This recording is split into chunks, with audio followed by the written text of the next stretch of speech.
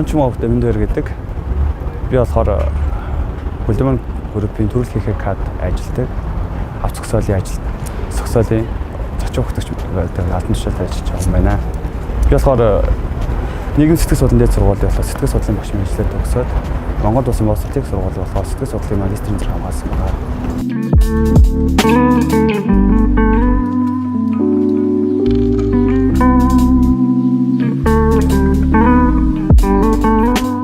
Ер нь энэ компанид ороод би одоо 2018 оны 10 сард дөрөнд орж ирсэн. Одоо бол 4 өдөр орсон юм байна. Хамгийн анх бол жоохон эвгүүлсэн л да. Тэгээ таньдаг хүмүүс таараад одоо нэг чи одоо их дээд сургууль төгсчихсэн 2-3 их сургууль төгсчихсэн хүн байж ич.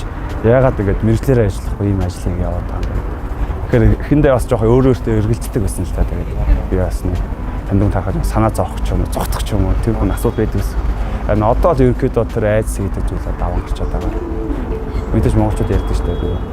Хүн ажиллага болохоос ажил хүн болохгүй гэдэг шиг л. Үйлчлэгээний ажилтны стандарт гэж байна тийм. Тэгээ сайн ажиллагааны стандарт гэж байгаа. Мөн бас нөгөө байгууллагын суурь үзүүлбэр байвал орооч язгуур бодлого гэж байна. Ялангуяа хувь хүний төлөвшүүлч нь одоо ясвар тооны хувьд зан харилцаа ялангуяа үйлчлүүлэгчтэй 100% харилцах. Тухайн үйлчлэгээ хэрхээ чанарын түвшинд хүрэх хэрэгтэй. Магадгүй ингээд хэрэгэл зүйлсүүдч сэтгэл ханамжинд нийцүүлж тухайн үйлчлэгээ хүрэхин тулд бас ажиллаж байгаа. Гэх юм бол тэгээд хувь хүний одоо ерөнхийдөө одоо хандлага төлөвчлөгийг ерөнхийдөө бас энэ дээр харж байгаа.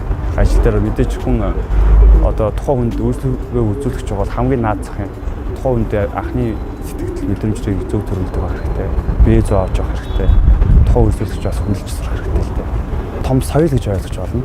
Ялангуяа баруун орнууд болон одоо Япон, Солонгос хэмээх одоо хөгжингийн орнуудад бол ерөнхийдөө үйлчлэгийн соёл гэж явж байгаа. Хүмүүс яг бүхийгөө ингээд тухайн хүнийг одоо хүндэтгэж байгаа хүндэтгэлийн бол ерөнхийдөө тухайн үйлчлэгийг хүрхэн тулд тэр хүн болоод чин сэтгэлээ зориулж штэ. Тэр шиг одоо манай Монголд ялангуяа ингээд манай авч зохиолоос эхлүүлээд ч юм уу байгуулбал тухайн үйлчлэгчтэйгээ. Тэгээ мэдээж та төлбөрийг авч байгаа бол төлбөрийн та өөрийгөө цалинжуулж гин гэж ойлгох хэрэгтэй байна. Тэгээ тийм учраас энэ үйлчлэгчтэйгээ аль болох бас ингээд хүндэтгэлтэй харьцах бол бас нэг гоё том соёлыг бий болгох чадах юм. Зөв дадал, зөв төлөвшил, зөв эерэг хандлагыг бий болгох юм. Би бол маш их уран бүхийг хэлдэг шүү дээ. Одоо хүмүүсийн бас хандлагт өөрчлөгдсөн байх цаг үед байгаа. Хуучин бол жоохон монголчууд бүдүүлэх тал руу байсан шүү дээ. Ерөнхийдөө жоохон анхуу бүдүүлэх нэг жоохон их хээгүү гэдэг ч юм. Одоо л арай илүү нөгөө глобал байршлыг дагаад ч юм одоо хүмүүсийн сэтгэхүйч төр хандлагч төр их өөрчлөгдөд. Ерөнхийдөө их боловсон болсон байгаа. Тэгээ маш гоё уран бүхийг хэлдэг. Тэрнээс ч ирч хүч ажиллаж ажил хийж байгаа шүү дээ.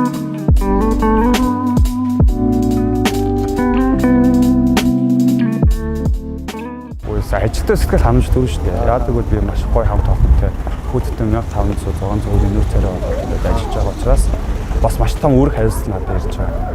Нэг талаараа сэтгэл ханамжтай нөгөө талаараа маш их хариуцлага ирж байгаа гэж бодож байна.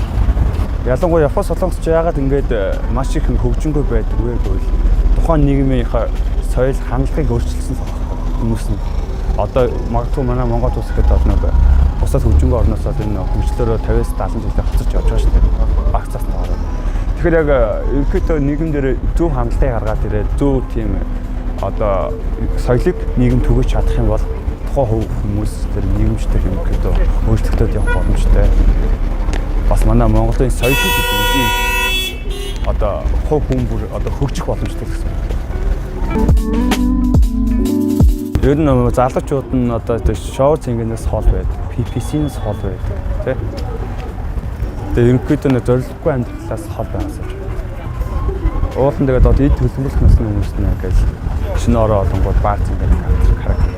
Эсвэл нэг PC-т хол болгож байгаа. Тиймээ байдал ажиглагдаад.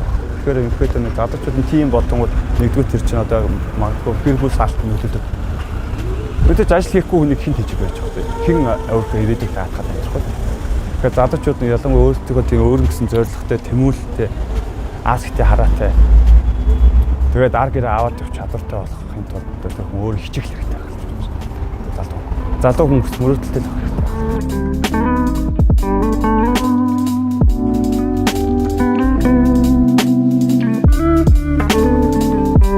Манайха ерөнхийдөө нэг өдрийн цагт 46 машин, 45 машин байгаа. Ерөнхийдөө 50-ны тусаад байдаг. Тэнцэнээс 6 зогсоолохоор нөгөө манайд нөгөө Монголын хичээсэд яам гэдэг байна. Тэрний одоо ерөнхийдөө 6 зогсоол байнга орж байгаа. Тэгээд бусд нь бол зогсоол ашиглаж байгаа. Тэгээд яг ерөнхийдөө Улаанбаатар хотын хэмжээ, улсын хэмжээнд хамгийн гоё одоо боломжийн зогсоол гэж хэлж болно. Тэгээд ингээд өөрөнгөс ингээд манайх ингээд мотоцикл тавьдаг зогсоол байна. Дуугаар тавьдаг зогсоол энэ ч байгаа. Мөн бас өөрч бас нэг зүйлийг харуулж зүгээр гэж бодож байна. Газар нэг 50 байдгүй газрыг харуулах гэдэг юм л та.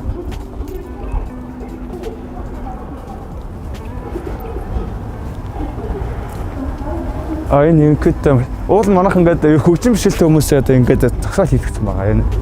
Тэгээд машин тавьчихлаа. Машин хөдөлгөөнд би харуулъя. Хөгжим бишэлтэй хүмүүс өөрөөс нь тусгай зогсоол байдаг. Манай тий. Тэгээд ийш болоход дугуйн зогсоол байгаа. Энэ зогсоолын төлбөр ерөнхийдөө цагаар бодогддог манайх хамгийн хямдхан үнэтэй зогсоол гэж ойлгож байна. Одоо 1000 төгрөг бут газар бол маш үнэтэй байдаг.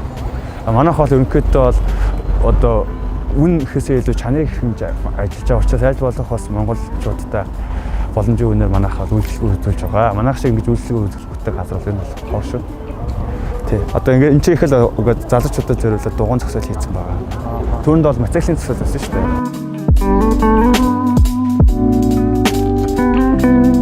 Энд бол дугуйн зогсоол болон тэгээ мотоциклын зогсоолоор төлбөр өгж байхгүй. Зөвхөн зогсоолтой л төлбөр болгож байгаа. Гэхдээ ер нь зах зээл хэмд байгаа шүү дээ. Газар бол ингээд цагийн 2000 3000 гэж бодож байна. Манайх бол ерөнхийдөө үндсэн үнэ цаг нь 1000 төгрөг л явж байгаа.